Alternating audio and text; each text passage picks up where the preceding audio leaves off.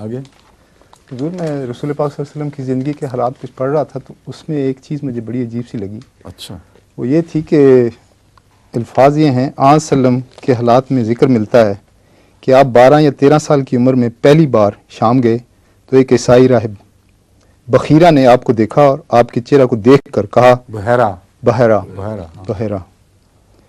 کہ مجھے اس میں نبوت کی علامت نظر آتی ہے. شام کے دوسرے سفر میں بھی ایسا ہی واقعہ پیش آیا. اس کی روشنی میں فیس ریڈنگ کے متعلق حضور سے پوچھنا چاہتا ہوں کہ اپنے یہ جو واقعات ہیں اس قسم کے، ان کے متعلق بہت حد تک چھان بین ہونی چاہیے. اس زمانے میں کس نے رپورٹ کیا، یہ کس نے محفوظ رکھا، اور رسول اللہ علیہ وسلم کی وقت میں زندگی میں جو مخالفت ہوئی یہ گواہی کیوں نہ دی. تو یہ بہت سی ایسی باتیں ہیں جن کے متعلق احادیث میں جو روایت جگہ پا گئی ہیں وہ چھان بین کی محتاج ہیں. ایک صرف امکان ہے کہ حضرت صلی اللہ علیہ وسلم نے خود اپنی نجی محفل میں یہ بیان کیا ہو، اور تو کوئی صورت نہیں بنتی. یا سفر کا ساتھی ہو اس وقت کوئی جو موقع پر دیکھ رہا ہو. عرب امین کیوں کہتے تھے آپ کو، صدوق کیوں کہتے تھے؟ سارا آپ کا ماحول جانتا تھا کہ عام انسانوں سے مختلف انسان ہے. تو بحیرہ کا دیکھ لینا، اور چونکہ وہ راہب تھا اس کا اس قسم کی بات کر دینا کہ یہ نبی ہے، نبی اللہ کا چہرہ ہے، یہ بعید ہرگز نہیں، عین ممکن ہے ہو گیا ہو. مگر میں معلوم کرنا چاہتا ہوں کہ اس کی روایات کیسی آئی اور کیوں، کس طرح پہنچی، اور اس عرصے میں وہ کیوں بیان نہیں ہوئی جو نبوت میں مخالفت کا عرصہ تھا.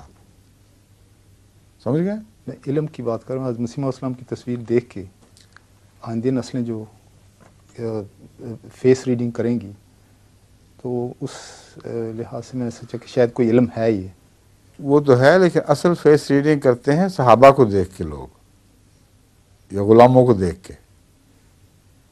وہ جو ٹوائن بھی گزرا تھا پاکستان قادیان سے ہو کر، چوٹی کا مورخ، اس کی جو بابا روڑا صاحب سے ملاقات ہوئی، اور وہ پھوٹ پھوٹ کے روئے مشنوں کے نام پر.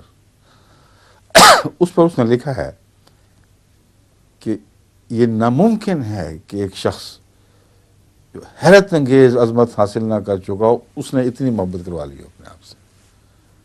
اس لیے مجھے تو سب سے بڑا ثبوت اس کی عظمت کا یہ ملا ہے کہ وفات کو اتنا عرصہ گزر گیا ہے، لیکن نام آتے ضرور ہوتا ہے. تو اصل تو یہ چہرے ہیں. تصویر کے چہرے تو خاموش چہرے ہیں، وہ بہت صاحب فراست لوگ اس سے باتیں سنتے ہیں، مگر ہر آدمی سن نہیں سکتا. خاموش چہرے ہیں وہ. مگر زندہ انسان کا جو چہرہ ہے وہ بولتا پھرتا ہے ہر جگہ. حضور کو تجربہ ہوگا اس کا ذاتی. اس لیے جماعت کو جی ایسے چہرے، ہاں حضرت مولوی شیر علی صاحب رضی اللہ تعالیٰ عنہ، میں ان کی کئی دفعہ مثال دے چکا ہوں. ان کے چہرے میں وہ بات تھی، اور صحابہ کے چہروں میں وہ باتیں تھیں جو آدمی بیان ہی نہیں کر سکتا، وہ بولتی ہوئی باتیں تھیں. ان کے چند کلمات اثر کر جایا کرتے تھے.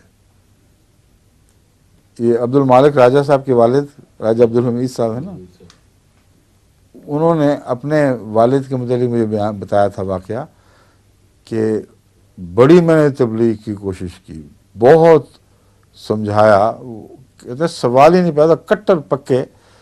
میں کہتا قادیاں چلو، کہتے جانا ہی نہیں. ایک دفعہ مولوی شیر علی صاحب کہتے ہیں وہاں آ گئے اتفاق سے. تو بڑے ارمانوں سے میں نے مولوی صاحب کو تیار کر کے دعوت دی. میں نے کب یہ کچھ نصیحتیں کریں گے، کچھ دلائل دیں گے. وہ چپ کر کے بیٹھے رہے، فارغ ہوئے، کچھ بھی نہیں کہا.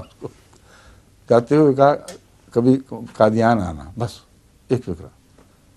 کہتے ہیں ان کی جانے کے بعد تیاری شروع کر دی. میں نے کہا بھائی آپ کو ہوا کیا ہے؟ ساری عمر میں جتنا بھی وقت زندگی گزری بڑے بڑے علماء سے ملایا، آپ کہتے ہیں میں نے جانا ہی نہیں. کہتے اس آدمی کی بات میں کوئی چیز تھی، ایک فکرہ. تو یہ ہے وہ روحانی تبدیلی جو بیان نہیں ہو سکتی دلائل کے ساتھ، وہ اپنے اندر ایک اپنی اندرونی طاقت رکھتی ہے. جی اس لیے میں کہہ رہا ہوں کہ ان پر زیادہ زور دیں ان باتوں پر. ٹھیک ہے. اصل میں تو مسیح علیہ السلام یہ زندہ چہرے بنانے کے لیے آئے تھے. ٹھیک ہے. ٹھیک ہے. جی. وقت ہو گیا. السلام علیکم.